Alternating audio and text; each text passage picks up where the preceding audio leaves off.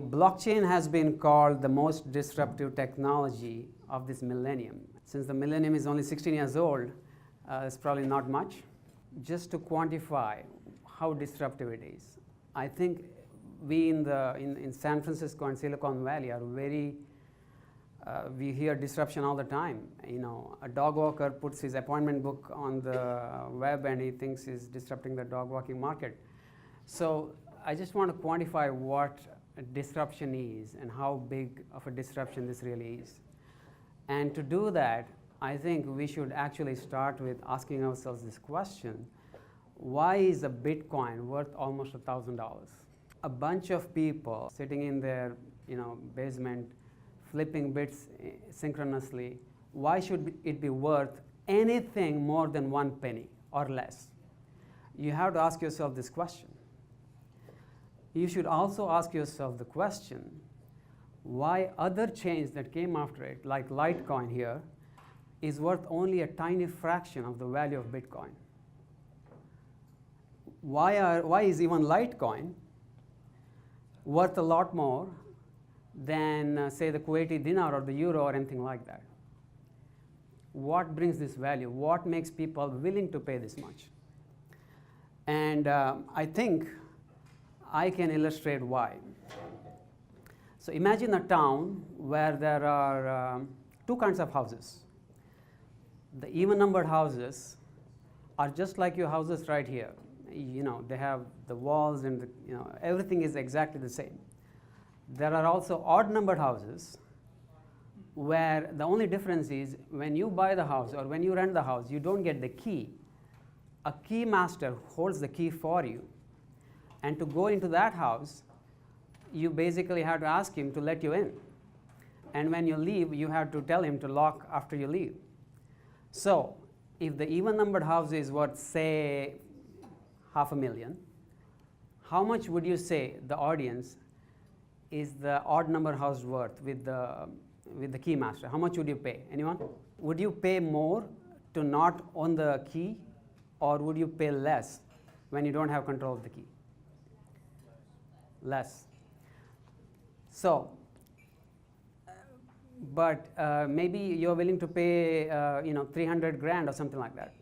But then you hear once in a while that such houses were not locked, or there are things missing, or someone has finished your day-old pizza, something like that. Now how much are you willing to pay for this? Throw a number. Don't be shy. Just put down your food and just throw a number. 50,000, okay. So now, over time, you hear once in, say, 10 years, a family gets, murdered by the key master. Now how much are you going to pay for this house? 1,000, okay, good. There's a brave guy over there. So let's continue the story. Now the government steps in and says, there's a lot of bad things happening in these houses. We require all of these houses to have glass walls so that no one can do anything bad in there. So you have paid your $1,000. You're sitting there watching TV, eating ice cream, rubbing your belly, I don't know, whatever you do. And you see someone, some homeless guy peeping from the glass wall. You try to hide your ice cream away, but there's two other guys on this side, right? So now how much are you going to pay for this house? Anybody? Nothing, that is correct. I'll give you one more scenario. Even the wires need to be glass because they need to see through, right? Now these glass wires, unfortunately, are not as good as the regular wires, so they short circuit. And once a year or so, when you switch on the light in your bathroom, something blows up in the kitchen. Okay? Now how much is this house worth? Now whatever you pay, you're going to be peeing in the dark, right, for the rest of your stay there. Now, in the other houses, what happens is, when you have the key, that property is called permissionless. You can go into the house without anyone letting you in. The walls being opaque is called privacy. and your stuff not blowing up is called predictability. These properties never existed in your financial system. Every 10 years, there's a financial crisis. Stuff blows up. Any transactions you do are scrutinized. You are treated like a criminal by your bank, by the government, and so on. And most important of all, you don't control your own money. Now, what do you think happens if you go to a town which only had these glass houses and someone figures out how to build a normal house? What do you think will happen in 10 years? There won't be a single glass house. This, my friends, is called disruption. This is what disruption looks like. An entire new value network will be created, replacing the old ones. This is what's happening today in the financial system. So this is what disruption looks like. It starts with excitement and ends in ubiquity. For example, a very good example of a very disruptive technology is electricity. It's always around you, but it's invisible. Until I called your attention to it, you did not probably even think about it. When electricity was invented, its value chain started growing, and there were more and more things built using that value network. And today, you cannot think of anything without electricity. And I'll tell you, there's only one thing that touches more things than electricity, and that is money. And this is why blockchain and Bitcoin is such a disruptor. You don't know how long the window is, but you're on the excitement side of the window. And every day, you know the window is closing a little. In this window is when fortunes are made. This is where opportunity lies. And you have to step in and grab it, right? So if you ask me what is the value of electricity is that you can transform and transmit energy at great distances at high speed. What is the value of blockchain? The value of blockchain is decentralized consensus among untrusting parties. Okay, untrusting parties. When you look at the great innovation in blockchain, it's actually game theory. It's not cryptography. All the cryptography pieces already existed. But what blockchain did, what Bitcoin did, was to make the participants compete against each other in order to secure and stabilize the system. Systems where when you act in your own interest, stabilizes the system, will always be more robust and valuable. And that's what Bitcoin did. So when, so that's great. So we should really migrate all our financial systems to blockchain, but it's not that easy. There are certain issues with blockchain that you need to know, and that will trip you up.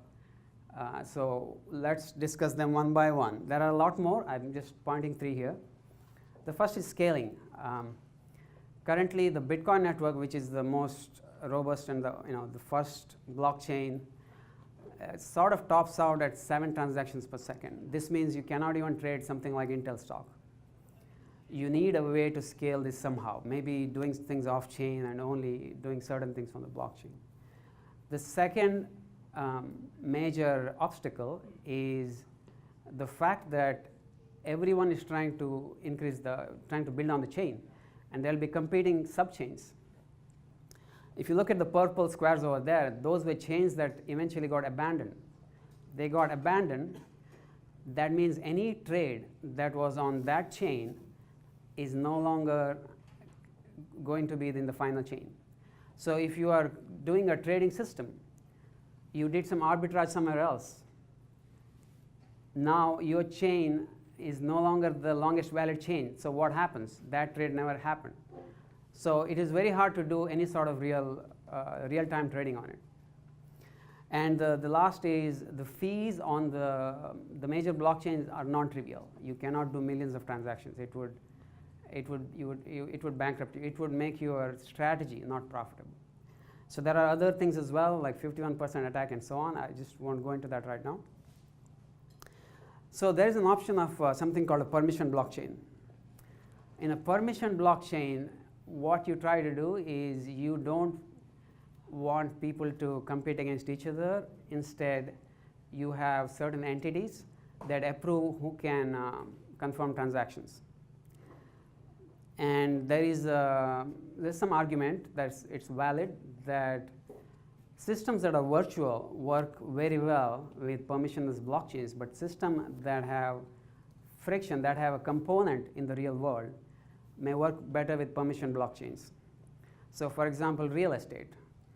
You cannot just say, send me the keys through your blockchain. You have to, the person actually has to hand over the keys, he has to vacate the premises. You cannot just do everything on chain. While it may be true, permission blockchains have a different value network. Now you guys are techies, so can you recognize what value chain this is? Anyone? You use it every day. You used it today. This is nothing but a version control system. This is GitHub, right? So technically, you could just put your smart contracts on GitHub, download it, and execute it. Now I'm simplifying it, of course.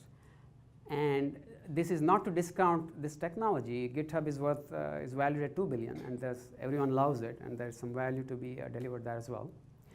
But we didn't want to be part of the $1 billion value chain. We wanted to be part of the $1 trillion value chain. So we wanted to create a derivatives product, derivatives exchange, which has some of these properties, or as close approximation as possible. Now what does this mean? So if you look at some of the biggest issues in finance today, one of them is, of course, security. You could, there could be malware on your laptop which waits for you to enter your credentials and enter your 2FA, and then it changes information that you send. And 2FA itself, you have to understand, does not protect you. It protects the website from your poorly chosen passwords. It does not protect you from a breach on the server. So what we wanted to do was we wanted to have the users control their funds at all times. So that device you see there is a hardware wallet. I have one here. It has a little display, and this controls a private key, which actually controls all your funds. So in our exchange, you could just plug this in and start trading from a private key that you control that cannot move outside this device. If this device is lost or stolen, you can reconstitute it in another device. If someone tries to access this, they enter a PIN wrong 3 times, it erases it. So it's very, very secure. Think about this. Your bank account is not this secure today. Your account at Scottrade or wherever is not this secure today. They can move your money. They can be bailed in, bailed out. Your money could get embezzled. It happened to MF Global. It cannot happen in our system because this is needed, and your action is needed. You need to confirm on this little display that you want to move the money. So that is security. The next is identity management. Identity management and theft is one of the big issues you've seen in the last year. Yahoo lost 1 billion credentials, and every month there are websites where you can see every month there's a bunch of things stolen. And when this happens, I personally get anxious. Did they get my passport scan? Have they applied for a loan somewhere, maybe at Affirm, and they're stealing my, ruining my credit? I panic too a little bit, right? It's a little bit of anxiety. So we wanted to eliminate this. We wanted to not have any information. So let me ask you a question. What is identity? Anyone? You guys are tech people. What does an identity do? So there was a farmer in Wyoming, and no one from Wyoming, right? Okay. There was a farmer from Wyoming who claimed that he had an axe in his family for 20 generations. And he claimed that sometimes the blade had worn out and had to be replaced, and at other times the handle had broken and had to be replaced. But it is the same axe. He was very confident about it. Now, let me ask you, if not everything has changed about that axe, what has not changed? What has not changed is its identity. And identity is that which threads together everything that happens to something. So in our financial world, identity for us is your signature that you place using your private key on every action you do, every withdrawal, every order, every settlement, anything that you need to do has the signature of your private key that only you possess, and that threads everything together. So we can use the blockchain address itself as the identity, and we don't need your email address or anything else. So this, I think, will make us not an attractive target for identity thieves and other breaches. So if there's no identity, what about regulations? What about money laundering? What about all this fun stuff that everybody doesn't want to do? So if you guys must be familiar, it costs about $5 billion just to do KYC in this country alone. And it's a source of anxiety for everyone. It's a source of anxiety for the customer because they don't know what papers they have to send, how secure it is, and so on. For the business, because the bank may just say, you're not following our recommended practices, we're going to shut you down. It's also scary for the banks because the regulators are on their heads. So despite all of this, $2 trillion are laundered in the world every year. So clearly this is not doing much, right? It's time to try something else. So what we did was we figured out how we created a model for how money laundering works. And essentially this is how it works. Money is placed into the system at the yellow nodes, and it is sent via multiple pathways, which are the blue nodes, and aggregated by the person who wants to launder the money. So if you create a system where the money can only be returned to a place where it came from, it is not possible to use such a system for laundering. So which is what we did. We are able to do AML without KYC. It's a big cost savings. It's also a big privacy savings. And we prevent rather than create paperwork to enforce in the future. So the last feature is that all our settlements are on the blockchain. So every single thing you've done is totally transparent, from placing the order, calculation of the P&L, and the settlement. It is permanently on the Bitcoin blockchain. You can go back in time. No one can change anything or claim that this never happened. It is all in real time. So that is my little talk. I want to give you some time for questions, and after chain is done, if I'm still around, I would be happy to talk more. Any questions? So when we started this exchange, it was soon after Mt. Gox, and we wanted to create a system that would not be physically able to lose money. And the only way we could think of doing that was not to hold the coins ourselves. We wanted the customers to hold the coins. So when you spread it out among customers and they have control, what the hacker would have to do is breach every single person's computer and our server. But what normally happens, to answer your question, that money is gone, and the person who took it may send it through mixers or something like that, try to hide its origin. Bitfinex got hacked recently, $70 million worth of Bitcoins. And it's not been returned. It's still stuck there. So yes, the exchanges can completely go out of business. You lose credibility. If it's a small loss, the exchange can make everyone whole, and it runs. A big loss like that, Mt. Gox was 700 million, something like that. It's nothing is going to, and they're dead basically. Anyone else? The question is Bitcoin a new type of money, or is it a property you can trade? So depends on who you talk to. The IRS defines it as property because that way they get more tax. They don't have to worry about the de minimis, all of that. They get more revenue.